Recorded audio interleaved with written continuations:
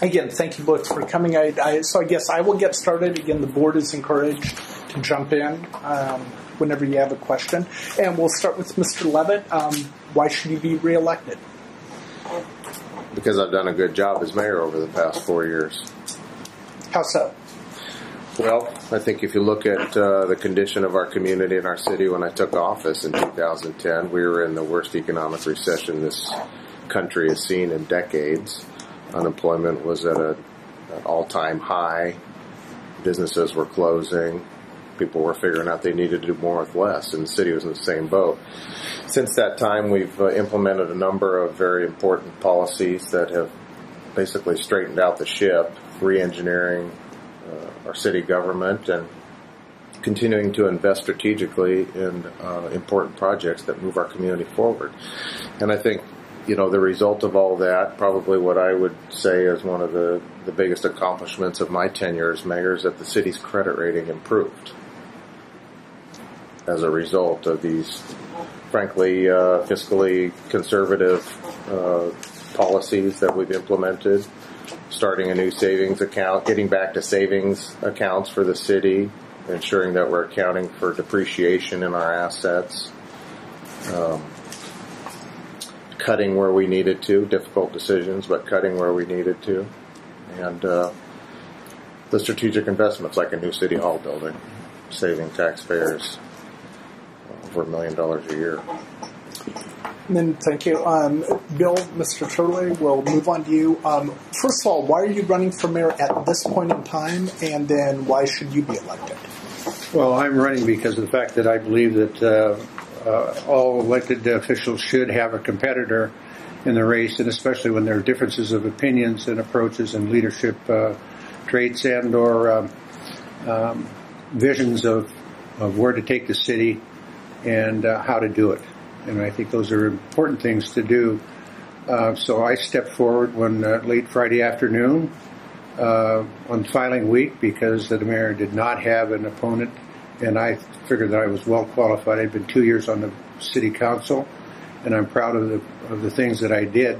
When I campaigned originally, I campaigned for zero-sum budgeting, and then last year when Lloyd Tyler got up and says, we're going to start our budget this year from the first dollar. Yay, I got one there. Then we started talking about parking garages. I don't think the city should be in the parking garage business. And there's a couple of members of the city council who we're going to have that discussion, I would assume, in the near future, but we are getting rid of one of them anyway. The big hole in the ground there with it's about $12 million worth of debt. That one parking structure bothers me because of the amount of money we're pouring into there, and we don't have a developer to put something into that to cover that hole. Then the other thing that I was talking about was on the debt servicing. I hit that real hard that we're paying out $10 million a year in debt servicing, and I thought that we should be able to cut that down. Part of the plan that we're doing now is the pay-as-you-go program, and hopefully we'll be able to put some dollars away. We've got to have some dollars in the bank to take advantage of any grant that comes down the road there. We have matching fund basis, so we need to have some money in the checking account. So those are some of the things that I campaigned for and we're now doing. So I think that I have an ability to kind of foresee a little bit of the future and which way the city should be going. And the primary reason I got in was because the mayor and I have significant differences on the Columbia River crossing and the light rail crossing. Let me ask Mr. Mayor about your stand on tolls. Back in 2009, when you ran for this position of mayor, you were on the campaign circuit, and you said a number of things. These are direct quotes. It's inappropriate and unfair about tolling. It's unfair and it's not right. And I am not willing to support tolls under any circumstances. Are you, at this point, willing to admit that was a huge mistake on your part, or that it was a campaign tactic to differentiate yourself from Mayor Tuck? Well, one of the things I certainly have learned as mayor of our community is that you better be rock solid in making very poignant statements and taking positions that draw the line in the sand. And the reality is I got that wrong. Those positions were simply too set to allow me to move forward in the project without creating some animosity amongst some in our community. And over the past 4 years, folks, of course, have continued to criticize me for evolving my position. As you know, and you reported, and you editorialized, I have always been a supporter of the project. And I think anybody who argues against the need to improve the corridor is simply ignoring reality. But I've always supported the project. After the election, when it was apparent that in the time frame after the election, when it was apparent that I wasn't going to make a lot of headway in trying to convince folks that there were other means that were viable to support the local financing, or that we would have a stronger partner in some aspects of the federal government. Frankly, I spoke with some very close friends and advisors and asked them their perspective on my position on tolls, and some suggested I just lay low, stay quiet about it. Others said you need to do what you feel is right, and that's when I decided, I cannot continue to be an effective mayor for our community in this particular aspect. Of course, there's much to being mayor of a city our size if I don't take a more reasonable position. And I understand some folks are frustrated. What I've come to realize is that the folks that are frustrated and still express vocally their angst are folks that are just opposed to the project, period. And that is their belief in my opposition of tolls extended to their belief that I was opposed to the project inaccurately. So when I changed my position on the local financing, the folks that are opposed to the project are mad. And I recognize that, and they're going to be mad at me no matter what. Well, do you feel like it's an anchor, that it's really been a weight that you've had to bear over these last years based on the way that you dealt with tolls? Well, there's certainly, I've heard it. We all have. We heard some of the angst in the community, but, and some people are angry, sure, but the reality is if people were that angry, I would have had a slate of candidates running against me for mayor of the city, particularly those that simply are focused on one issue like the Columbian River Crossing project. And I didn't. I had one person file to run against me at the 11th hour of filing week. So I think, there's a lot of conjecture about rights and wrongs and are you doing a good or bad job and what do people like and dislike. I just look at the results, right? So, Councilman, how do you see, what does it say about Mayor Leavitt when he reversed his position on tolls? Well, that shows a little bit of a difference in leadership. What I would do, for instance, you wrote a little thing about the budget, and I called you up and I came down and we sat down and we had a long talk over it. That's the same thing that I think you should do with those people who are the leaders of the opposition, is to meet with them, find out where your common ground is, and then find out if there's a solution. There is a solution to the bridge. We don't have to have the bridge that's presently proposed that's going to throw $87 million at our taxpayers to mitigate for those businesses there.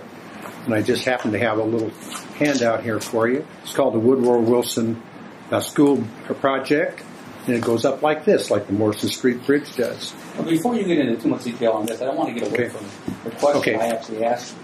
The question I asked you was, what does it say about the mayor when he reversed his position? I mean, what kind of trait do you see in the mayor when he reverses his position? Well, number one was that I have not come off of that I am opposed to tolls, and I don't think we have to have them. And I want to tell you why. It's because of the fact that the cost of this bridge, if you look at the federal government, puts $9 billion a year into your gas tank, and for 3 years in a row that they would give us $1 billion there, we wouldn't have to do this, would we? If the entire community was behind a project like this, which can put in for light rail in there, that particular bridge there would have the entire community behind it, just like on the railroad trestle, to center that one to line up with the apex of the I-5 bridge, we could get the entire community, the entire Northwest behind us. Identity Clark County did that in 2001. They had all of the local politicians to the U.S. Congress were signed off on that. And then the Columbia River Crossing came up, they backed off of that. We go back to that, we line that up, then we instigate this, and we get the federal government behind it, put more dollars in the air, into more funds into this. We don't have to have tolls in that scenario, and it can be done if we tell Washington D.C.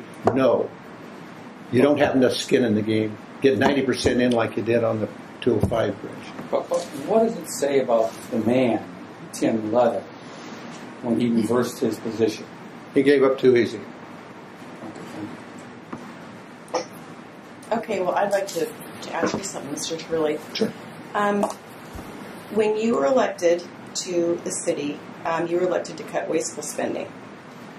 And I quote, you said that you reversed you voted for a tax increase. Mm-hmm. And you said, I want to tell you that on this side of the table it looks different. Mm-hmm. So how is that different than what Mayor Leavitt did with reversing his position of tolls? Because of the fact that I'm sitting there on the city council, I'm watching this budget come down there. I know it's going to go down. It's going to pass by 6-1 or 5-2. The reason why is because they had 13 jobs in the fire department that were going to be risked, and they're also going to close Station 6 and lose 5 police.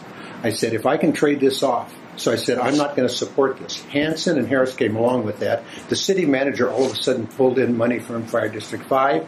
We could keep the stations open through the end of 14. I thought that was a political move that would benefit our city to keep those core services through the end of 2014. Now we have another opportunity to do this. So, and also I was talking about the parking structure, which I've already talked about. And what the mayor is talking about on our credit rating is due to the fact that we have a tremendous financial officer in Lloyd Tyler. And we've got Natasha Ramos back to do the budgeting. We have a staff here that is the ones who really did the work in order to get that credit rating increased, and that happened in 2010, by the way. So it's been a little while from that. It's a totally different thing. Yes, because I made a trade for that. If you just plain give up on an issue as important to as many people for the toll situation, that's an entirely different thing. But during that process, when it was over, you said, I didn't have an option. I think you would, no, that's what you said. Yeah. I think would you concede that you were wrong in that? No, I had no option if I'm going to save those positions and the fire station. Yeah, but let's not go with the ifs. You had options. You said you didn't have an option. You do have options. Okay. So you were wrong when you said you didn't have an option. No. I disagree strongly there because I have an option of making a symbolic vote of no and not getting to save those jobs. That's the option I had. So I figured I had no option if I want to save something out of this, make a symbolic 6-1 down and losing on that, or going along with it and gaining something for our community. So you had options? I think I had an option. So you were wrong when you said you had no options? I had no option if I wanted to save the fire and police jobs. That's where I say I have no option. Okay. Semantics? Yeah. Point of view? Yeah. You know, it sounds a little bit like a politician. God help me. Sound a little like a politician. Okay. Well, if you're playing the political arena, you have to do that sometimes. You sometimes have to make some compromises in there, which is what... Isn't that what this guy did with the bridge? No, he gave up too soon, is what I'm trying to tell you. You can't give up on something that you gave up pretty quick. You could have said, hey, no tax increase. You're right. I should have done that, Lou, and we would have Station 6 closing here very shortly. You're right. I probably made a mistake there. That station ought to be closed and those 13 firemen laid off. You're right. Okay, but you had options.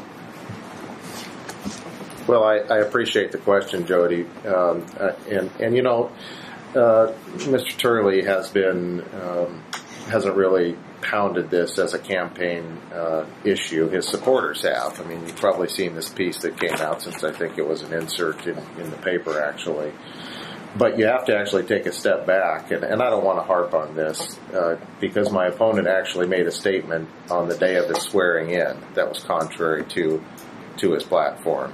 So, talking about giving up early and giving up too soon, right after Mr. Turlay was sworn into office, he made a statement about, I campaigned on not raising taxes and fees, but it sure looks different on this side of the table. So, on the day of swearing in, I would say is giving up pretty early. So, again, I don't want to harp on that, because there are many important reasons. There are many important issues that we deal with as mayor of this city, and this is just a small matter. Well, I've got to make a comment on that. I was sworn in January 2nd. Actually, the first time was before the end of the year. The budget didn't come until November time frame. I think that's a little longer than the same day. I'm having problems with that. No, I'm just telling you, Mr. Turlay, you made some statements that you're swearing in that were contrary to your campaigning, that not related to the budget issue. Mr. Turlay, from your viewpoint, how functional are things on the city council? Are things running well, smoothly? I think we are. I think that we have a little bit more of a sense of humor since I joined it. We don't have nearly the amount of tension that we had before. So I think that the personalities now are melding pretty well. We understand the First Amendment rights. When I say something that's contrary to the majority of it, or when I'm out in public, I say that the opinions I'm going to give you are not in accordance with the majority of the council, and then I have First Amendment rights like any other citizen. So I think in that regard, we have a pretty good flow of communications at the city council level. And I've noticed that sometimes we'll have pretty heated discussions. Then we get out in the hall. That's something that's passed, and we have the personalities are melding pretty well there. That's not where we have our differences. We have our differences in the city council chambers, and I think that that's a healthy attitude. That like my wife and I'll have words and stuff like that, but at night when we go to bed, then snuggle up and forget that, and we get on with life. It's the same thing when you have business partners that you try to resolve your differences, and then you get on and conduct the business of the city. So I think that we're doing fairly well in that regard. Have you ever snuggled up with a city council member? No, I don't think so. Okay. No. But we've all had a few jokes where we go in for our little snack between time, and there's a lot of levity that goes on in there. So I think we talk about world affairs, things that are going on around the country, and I think we have some pretty good conversations in there. And of course, we don't talk about city business in there. We have our attorney in there to make sure we don't violate any transparency laws. But I think, personality-wise, I think we all get along very well. Let's talk a little bit about city pay and benefits and pensions. It's a two-part question. Generally speaking, not looking at the exceptions, generally speaking, do you think that city workers are better off than private workers with pay, benefits, and pensions? That's a yes or no question. And then depending on how you answer that, how do we resolve whatever issues might exist? And I'll start with the mayor. Some yes, some no. And we're conducting a study now of comparables for all positions in the city. And I'm sorry, let me interrupt. Yeah. Is that comparables to private sector jobs or both other comparables other and public? Okay. Yeah. Go ahead. So, in my estimation, there are some positions in the city that do have better compensation, better benefits than private sector, for example. and there are some positions that don't. And I'll just simply say I believe people should be paid fairly for the responsibilities they have. For example, our city manager, he manages 1,000 employees, and his compensation is $170,000 plus or minus with his benefits. I suspect that in the private sector, certainly managing 1,000 employees, your compensation is going to be higher than $170,000. That you're going to have a benefits package that includes stock options, profit sharing, and that you're going to have plenty of days off and a nice health care package. Our city manager, if you were to look at him in comparison to the private sector, is not being compensated at the level that his colleagues would be. In the public sector, he's about middle of the road for comparable agencies. But here's the thing with that example. Because this is what I find politicians do all the time. They pull out the IT example, the attorney example, and the city manager example. And they say, let me give you an example here. Look at this poor guy, he's only in the middle of the road. Now what about the butcher, the baker, and the candlestick maker, of which 95% of the employees in the city are, and not the one city manager? And when you start looking at at all of these jobs, those are the jobs. That's where the money is. And are those being more than fairly compensated than in the private sector? Well, I can't speak to each and every position, of course, but it's a bit of a stretch to say that 95% of city employees are the butcher, baker, candlestick maker. I mean, you have to remember that our police and fire departments are sworn professionals. They're highly trained, many of them highly educated, and so I wouldn't characterize them as administrative assistants, of course, at that level. They're paid commensurate with comparables around our state and other locations. So are the lower end positions maybe more compensated, better compensated? Then I suspect there probably are some. But should we do anything about that? Well, the study will help inform decision making. Right. If the study comes out and shows that, would you do something about that? Well, that's a decision for council. You bet. Okay. Policy. Here's a part of the problem is that as a city council, we do not engage in labor negotiations. So we're not directly involved with that.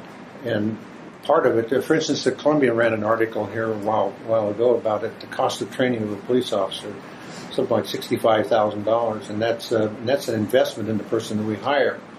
So if we hire them, we train them, and for instance, the former guild president is now down in the Springfield area as an Oregon State Trooper because he got a better offer down there. So we trained him, and he became a very highly qualified officer, and then we lose him because of a package. So the investment that you put into the training of professionals like that, you run the risk if you don't have their pay and benefits comparable that you're going to lose them to another municipality and or state even. So it's a conundrum. We're trapped in there. We train the people. We spend money to train people so they'll be more efficient and can assume more increased responsibilities and produce more per hour, if you want to look at it that way. They're more productive, and then we lose them because we don't have that compensation package. So, and then on the other side, we look and say, well, the people in the private sector haven't had any raises, haven't had any increase in benefits, but yet by contract on many of our unionized employees, you have to, take what they offer. We either accept it, reject it, and then we could go into mediation. We could lose mediation, etc. So there's a lot of things, decisions that the city council will have as the labor negotiations get towards the end. Do we accept this package or not? And then we get to talk about that. But it sounds a little bit like you're saying, you know what, I've got to throw my hands up. There really isn't anything I can do about this. Let her go. Well, no, but what we can do is we could give policy that we're not going to move off of that, and then we have to take the consequences that come through mediation because it's a union situation in there. And I do know your position about benefits for public employees, and you and I have had this discussion before, and I thought you make some very good points on that. And we're stuck in this thing of having union, and then we have non-union people working for us too. We try to keep that compensation fairly close to the union people. So yes, it is a difficulty not only for our community here, but communities all over the country. And I think Wisconsin went through a thing like this a while back. So are we going to be facing that? We probably could. But we also have very good standing, for instance, with the fire department. They gave up some things in their labor negotiations. I think that union people are now starting to see that if they set their standards too high, that it may break the bank, and then we won't be able to afford them. And then we'll look for some other options to privatize some of the functions. That's another option for us. Do you know what percentage of calls firefighters go out on to fight fires? Probably 5 to 10%. Well, it's less than that. But so you're paying firefighters, some of them include everything, a couple $100,000 a year. So you're paying firefighters to fight fires, but the calls that they go on amount to less than 5% of the calls. Does that make any sense? No, and as a matter of fact, there's an article that we have of citizens here in town who found an article and sent that to us, and I'm trying to digest that now and then bring that back up to council. So how do you negotiate with heroes is the name of the article. Well, let me ask that to you, Mr. Mayor. You've got firefighters that go out on less than 5% of their calls fighting fires. They're essentially mostly paramedics. How do you justify that? Well, if I remember the statistics correctly, Lou, there's 80% of the calls, plus or minus, are medical in nature. 20% are fire-related, and of the 20%, about 2% or so are structural fire-related. So the others are grass fires or a fire of some other sort, right? What we realize, thank you. What we realize, and I believe our law enforcement folks recognize as well, is that we train, we equip, we deploy, and yes, in some cases we compensate for that 2% of calls. And so what did we do? I think another accomplishment over the past 4 years is that we convened a community resource team of citizens throughout our community to ask some of these questions of our fire department, learn about how fire and medical response is provided. And a report was produced from that committee, presented to the council, and a test pilot project of one of the recommendations was implemented a few months back, and that is to equip these SUVs, essentially suit them up, and have them respond to medical calls versus the ladder truck, right? And the results that we've seen were very successful. There were time savings in responsiveness, certainly cost savings from an SUV getting out to an emergency versus a ladder truck. So that was the first of a number of recommendations that were test piloted and shown to be successful. We're now looking at the locations of fire stations. Of course, there's a consideration of scheduling and how we could be more efficient in the scheduling of our emergency responders, because we know as well from the data that's been collected that, as you might expect, the peak calls for emergency response, whether it's police or fire, occur from 8 a.m. to midnight or 10 p.m., somewhere in there, and then they drop off. So the question is, do we need to be staffed up for, the community emergency at 3 in the morning? And those are important questions that we're going to be addressing with our law enforcement personnel, because right now we are deployed and equipped for that big emergency at those times of the day. And there's talk now about having roving firefighters, if you will, rather than being stationed in one location. So, I answered Greg's first question about why should I be reelected, and I addressed some of what we've accomplished over the past 4 years. I think the other answer to that, the other part of that answer is, where are we going, right?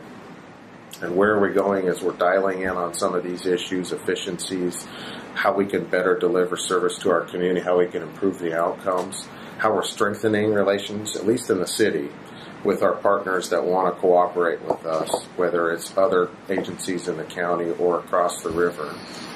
And we're continuing to build on the social and cultural vitality of our community. And I just came from, I'm a board member of the Trauma Intervention Program, which is an organization that sends volunteers out in an emergency situation to help console and provide resources to folks that are dealing with a serious emergency situation. It's organizations like that that we can foster and bring into our community to provide some of these quality of life services and support to the citizens of our community that I want to continue to build on in the next 4 years. And by the way, I had to sit traffic going both directions, and it wasn't at 8 a.m. and it wasn't at 5 p.m. Is that why you were late? It was, actually. I had to scoot out early, and it took me more than half an hour to get home. I have a question on the recent announcement by the county that they're going to withdraw from the parks agreement. What is it about the relationship and the cost associated with that leads them to believe that they can do the job for much less money than the city was charging them? Is your cost structure that high? Or just to say something more about the relationship? Let's start with you, Mayor. Well, the action taken by the Board of County Commissioners certainly is disappointing, and unfortunately it's going to cost our taxpayers more money. Right? We shared resources. To give you one example, one staff person scheduled ball fields. Right? There are ball fields in the county, ball fields in the city. Because the commissioners have decided they want to go on their own, now we need somebody to schedule fields in the city, and they're going to need somebody to schedule fields in the county. Our city manager has presented to us that it's going to cost us upwards of $800,000 if we're going to maintain the same level of service. And that is essentially we now have to pay the entire salary of our parks and recreation staff that were previously shared. The county, if they want to keep the same level of service, are going to have to up their costs as well. And our city manager couldn't tell us exactly what that was, but probably in the neighborhood of $400,000 or so, because I believe that's about what the contract value was that we had between the agencies. The proposal the commissioners have made, as I understand it, from your coverage, is to provide a 3-person department to manage parks and recreation in the unincorporated areas of Clark County, and volunteers are going to do the rest of the work. And what's the size of the department in the city? The city staff, I couldn't give you the exact number, but the budget is roughly $8 million a year. So there's probably it's been decimated. It's been decimated with budget cuts, but we're talking about 8 staff members at $800,000 that we're going to have to come, and that money comes out of the general fund. Mm-hmm. That is the same money that we used to pay for police officers and firefighters and road maintenance. So why is this happening? Well, because there is a sentiment on the Board of County Commissioners that they can do things better and they can do things less expensively, and that partnering with the City of Vancouver, and I'll be very diplomatic, is not in their best interest. Mr. Turlay, what's your view on that? Well, I've been trying to schedule a meeting with at least one of the county commissioners to see exactly what the plan is. I don't understand it either, and I just haven't completed my work on that. But I do know that like my opponent says here, that in fact it's going to cost us a lot more money. And what's the source of that money? Well, I don't think we've fully identified that either. The present contract runs through the end of this year, and we're going to have to do some supplemental budgeting in there to figure out exactly what it is. I hope to have some kind of a resolution by direct contact to figure out exactly what's going on here, and then impart that back to the city council. I was very surprised when I heard this, And I think that a lot of the council members, as well as the people who work in that area at the city staff, we had a feeling it was coming, but we didn't know exactly what it is. And to me, it's not well enough defined yet to really make a good public statement on it until I fully investigate it. Overall, but I will be doing that. I'm sorry. Overall, how would you assess the city's relationship with the county government? I would say that right now it's the way I get it from the other members of the council is that they're having a lot more problems with it than I am, because I really don't. I like to criticize the federal government. Elected and local officials, I'd like to see them.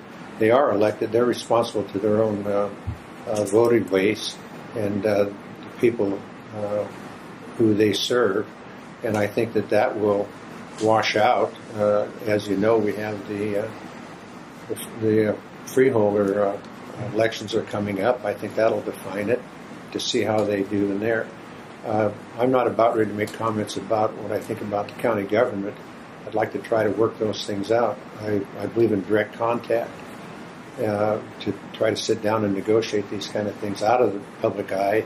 When you start kicking your points of view and criticism of one another, when you take that into the media, into the press, that's the wrong place to negotiate.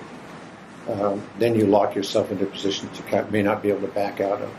So I prefer a one-on-one situation until I get the problem fully defined and what some possible resolutions might be. For instance, I sit on the CREDC committee, council, and we had some problems with one of the county commissioners, and so I arranged a head-to-head meeting with Bill Dudley, the head of the CRDC, chairman of the board, and so we had a 3-man get-together there, and we resolved some problem areas in there. The basis of that was that they wouldn't get the money, the CRDC wouldn't get the money, but that the county would in fact cooperate on anything that CRDC needed, and would also cooperate. Kelly Stills in the area of our economic development efforts that we would participate there. And then when the money came through, then Mr. Medor then joined back on board of the board of directors and the executive committee and passed the money through from the state to CRDC. So that direct contact can resolve some of the problems and hopefully get back together again. Don't you think the voters would like to know your opinion? So you're essentially answering that question by saying, I'm not going to tell you what I think of the county commissioners, but the voters might want to know what you think of those county commissioners when they decide to vote or not to vote for you. Don't you think you owe them that?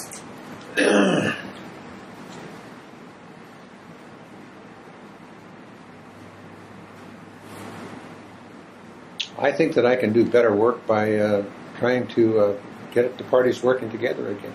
I think that is better for us to do rather than to do it through the media. I think that I should be able to do that. You're leaving the voters in the dark? Leaving the voters in the dark? Yes. Why? Because they don't know what your view is of that. Well, why should I be involved with the county business and how they're conducting theirs? It's a relationship with you, with the city council. That's an involvement. And so then, if I disagree with what they're doing, then I should go public with that? How does that work? You should let the voters know what you think. I should let the voters know what I'm doing to try to get us back together again. That's what I should be doing. But you're not telling them. Because we haven't resolved anything yet, Lou. I'm working on it. Give me a break. In private. Yes. Now, am I supposed to say that I'm negotiating with them? Well, I'm not negotiating with them. What I'm trying to find is where our common ground is. Well, we're just looking for your opinion on what you think of how the relationship is going. I think it's strained. Very well. Okay. On a scale of 1 to 10, with 1 that's just totally dysfunctional and 10 you're cuddling together at the end of the day, where would you put it? Probably 6. 6? Mm-hmm.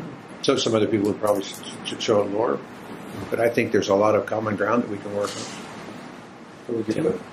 Well, the good news is that at the staff level, the city and the county staff, they continue to work well together when there are areas of collaboration. But at the political level, the relationship is a 3.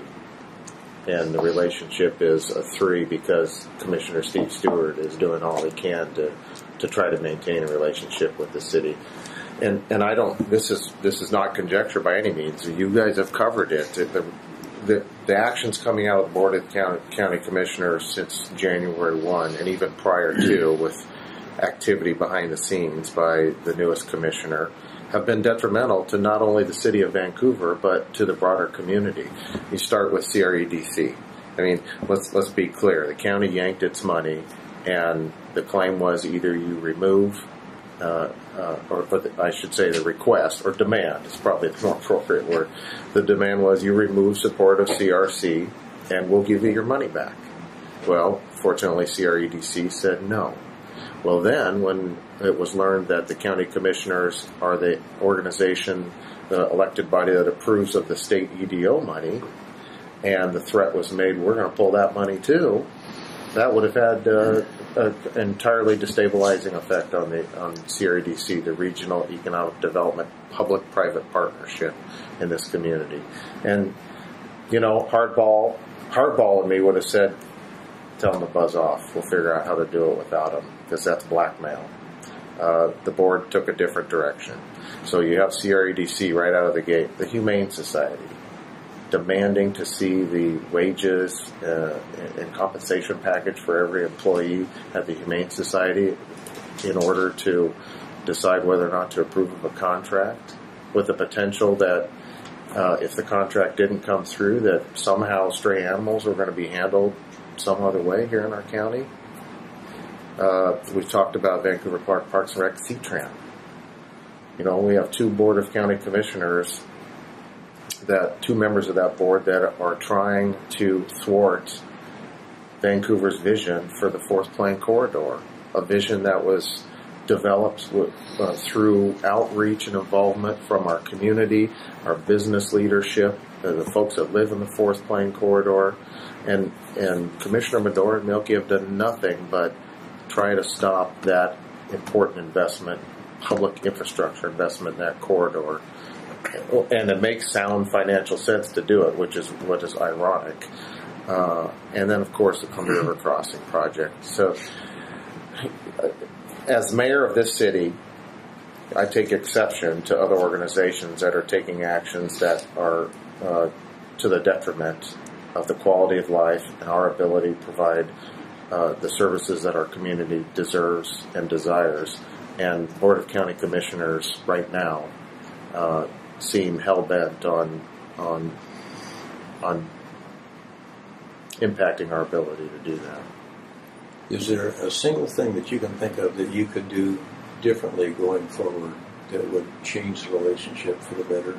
And Mr. Turlay, the question will come to you as well, that what one thing as mayor could you do to make a more effective working relationship with the county?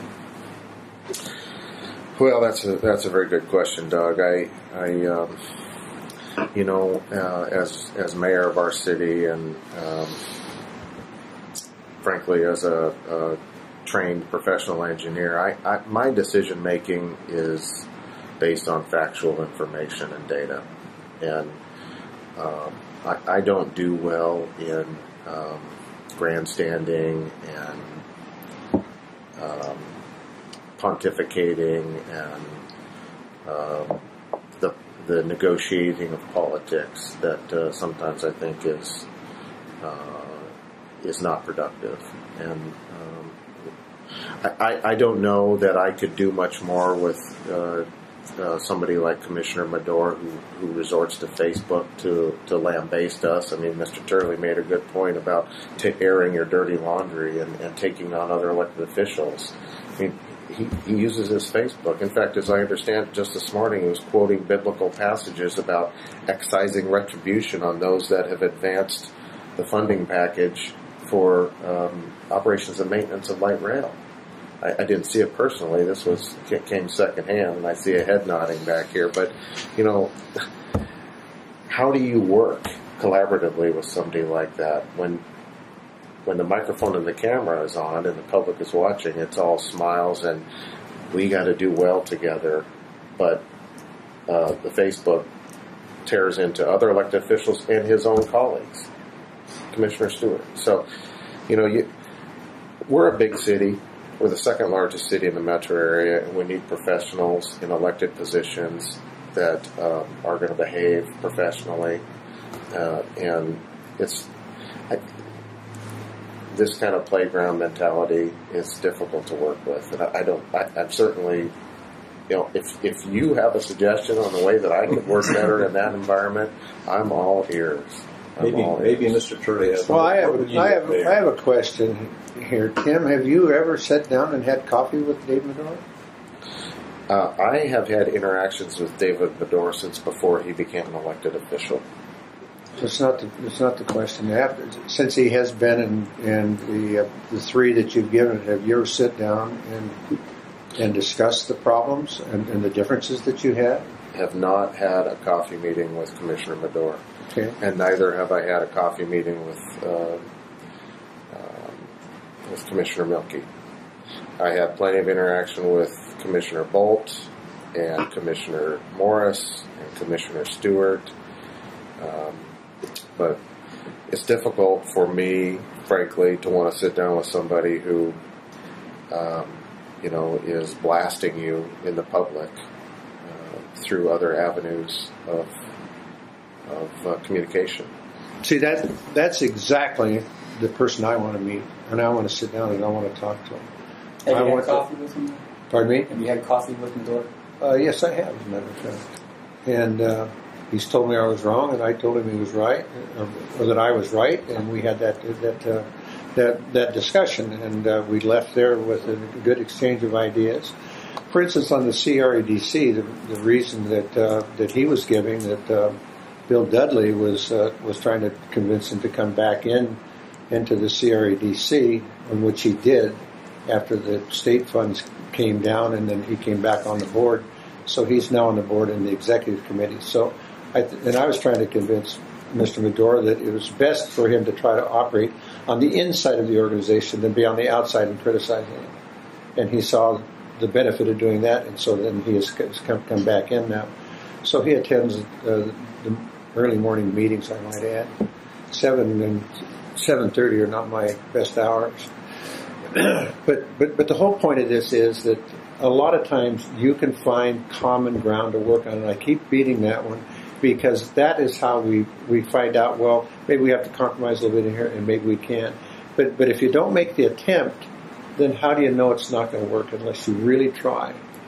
And it may, for instance, Charlie Hales, according to what I understand, wanted to have discussion with the mayor, and he wouldn't talk to him about the light rail and the CRC. Now, I'm trying to get in to see Charlie Hales over in Portland because I think that I've got a plan that I might be able to sell to him. And so that I'm going to do. And I want everybody to be able to sit down and negotiate and talk and find out how I think we all have the vision of where we want our community to go. It's how we get there. That's where we're having the problems in here. Let me ask both of you a question here. What will this community look like 4 years from now if the mayor is reelected? And then I'll ask the same question to the mayor. So I'm not asking what it will look like if you're elected. I'm asking you, what will the community look like 4 years from now if the mayor gets reelected? Let me tell you the vision that I have for it might not be 4 years, but I'm not looking for your vision. I'm looking for what you think is going to happen if he gets elected 4 years from now. If we, in fact, have tolls, and I don't think we're supposed to have them by that time, but once we have tolls, and you get $2,000 coming out of the discretionary income of our citizens, that money is not going to stay in the community. We get a 7 to 1 or 1 to 7 multiplier with money spent here locally. If that money, which could be in the total number of billions of dollars, leaves the local community, we're going to have a lot of problems here. Do you think this is a single issue campaign, so is it all just about the tolls? No, it's not, but it certainly is a major consideration. Fair enough. But do you see any other issues that are going to arise if this guy gets elected and spends another 4 years as mayor? I have problems with the leadership there, that in fact we are not being able to have the city council, for instance. We had an issue that came before us last night at the board of directors for C-Tran, document that I had never seen. No one in the city council had seen it, but yet they voted on it. The three of them voted on it. We did not have a good discussion on that. It did not go back to any one of the city councilors, and the board decided that they're going to do this based on an LPA from 2008. Mr. Mayor, what would the city look like if Councilman Turlay is the mayor in 4 years? What would it look like?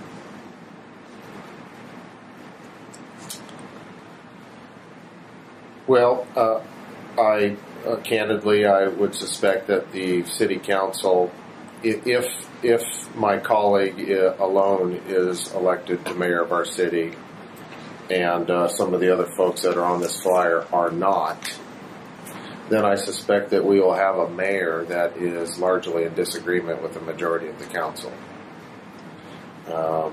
Because we do have differences of perspective on the direction of our community, and Mr. Turlay has made it clear that he has a different vision for where our community should be, and I think it's a vision that is of days that have long passed. I mean, we are part of a regional economy, and there's a lot of talk about what tolls will cost people, a lot of fear tactics utilized. The reality is that as we continue to grow, as our population expands to 750,000 in the next 20 years, there are a few things that are going to happen. One, the density, the zoning in our county is going to have to change. RTC has done studies showing that under the current zoning, we simply cannot accommodate all those folks. So zoning is going to have to change. Traffic congestion is going to multiply. The studies CRC has completed have shown that we're at 4 hours now, plus or minus. It's up to 15 hours of traffic. I just experienced it today. Mr. Turlay believes he has an option to build a bridge without tolls. The flyer here says the federal government should pay 90% of any new interstate bridge. They did that in 1980 when I-205 was built, when the gas tax was and still is 18.4 cents, and when fuel efficiency on vehicles was not as good as it is now. This is not reality. I mean, our community needs a mayor that is willing to call a spade, willing to speak up and let our community know what the reality of the issues we're facing are. And this kind of stuff, I don't believe, is what our community needs. And so if Mr. Turlay is elected mayor, I think it's a real challenge for our community, unless he changes his positions on some of the important matters that we're facing. What will be nice, however, is that projects like the waterfront development project have already moved forward, right? As you're experiencing here, the infrastructure construction is underway. I have confidence that developers in East Vancouver will continue to build out that corridor, thanks to the great investment that the city has made in the infrastructure. But relationships will be strained. Unless Mr. Turlay has some change in his perspective. And I don't have to tell you about, Mr. Turlay has made it very clear what his perspective is on sustainability and climate change and natural resources, preservation of natural resources, and how much focus there should be on that. Our natural resources are very precious to us in this community. We have a great heritage and reputation for protecting our natural resources and being conscientious about the environment around us. And the city has adopted policy that moves us in a direction of being more sustainable. And so issues like that, I think, will be in conflict if Mr. Turlay is elected mayor, and at least given his current perspective on some of those matters. Well, gentlemen, thank you very much. Does anybody else have any questions? I have one final question. And for this one, I'm going to have to put one person in a sound booth so that they don't hear the answers. So, no. Do we have So, Mr. Mayor, can you step out of the room for a second? Is this the question with the bullet, with the gun to your head? No, there's no guns. No guns. Very few heads. Okay. All right, I'll ask you back in a couple of seconds. How you doing there, Councilman? Fine. Good. You've been around for a while, correct? Okay. Yeah. You know about how many official neighborhood associations there are in Vancouver? 63. Okay, that's very close. Close, or 66. It depends on if you're talking active or not. 66, yeah. I'm going to ask you how many you can name right now. Not nearly as many as the mayor will be able to do, and I'll tell you that right now. Take a shot. I got them right here. You know some, right? Well, yeah, I know Marion, which is Charlie Stemper. Okay. That's one. Charmel, Landover, Houck, Father Blanchard, is it? Yeah. Good one. Yeah.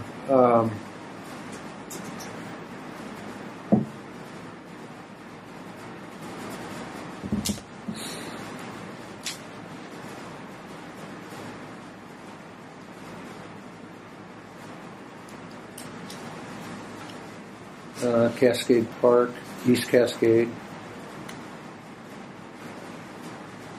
Cimarron,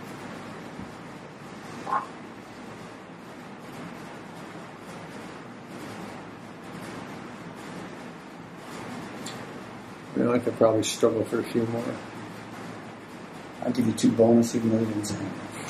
All right, I'm going to call the mayor back in for the same question. You obviously can stay there.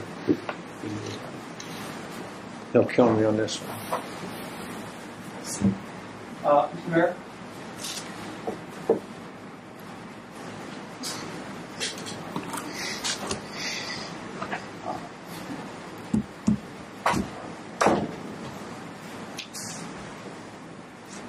Well, you've been around the city for a while, right? Almost all your life. Really, school. 9 years old. Yeah. You know about how many official neighborhood associations there are in Vancouver? 63, 64. 66. 66. Yeah. All right, I'm going to give you an opportunity here to name as many of them as you can. Okay. Well, let's start on the west side. Of course, there's Esther Short, there's Arnada, Carter Park, Lincoln,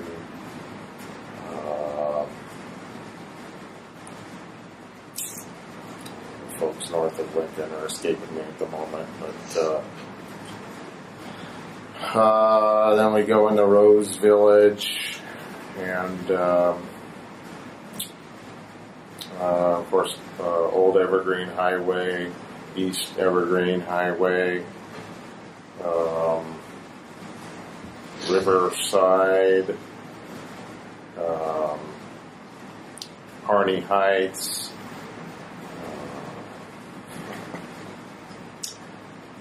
North Image, of course, where I owned my first townhome.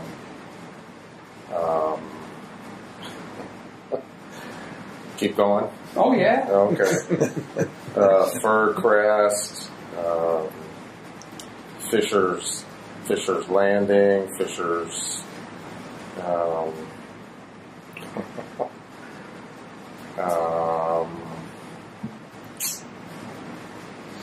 Fairway Village,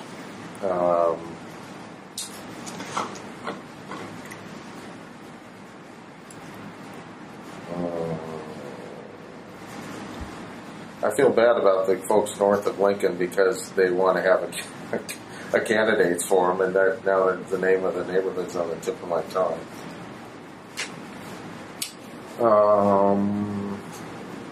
Don't worry, Tim, you killed me. Well, there's a few more. I'm just. Do you think that you should know all 66? I mean, I'm asking that question to both of you. Do you think you should know all 66 of them? Well, I think it's certainly important to know citizens that live in all 66 of our neighborhoods, but to expect me to remember all 66, the names of all 66 neighborhoods, without looking over a list real quickly to jog my memory, that's a bit of a challenge. How about you? Do you think you should know all 66? No. Yeah. How many do you think? Why not? Well, because of the fact that we have the Vancouver Neighborhood Alliance, I know that, and I go to some of their meetings, and went to a very good one here just a while back. If we in fact get, sometimes we've gotten emails from somebody in the neighborhood, and I do have that map in my office at home, and so I'll just, okay, you have that one in there. But for recall now. If you became mayor, would you know all 66 of them? I would visit all 66 of them. I'll guarantee you that one right now. Can I keep going? Southcliff, Du Bois, and I'm just thinking of all, you give me a little bit of time and I'll come up. Thank you, gentlemen. Yeah. That's why I had to leave the room. Well, I didn't want you to hear Oh, answer.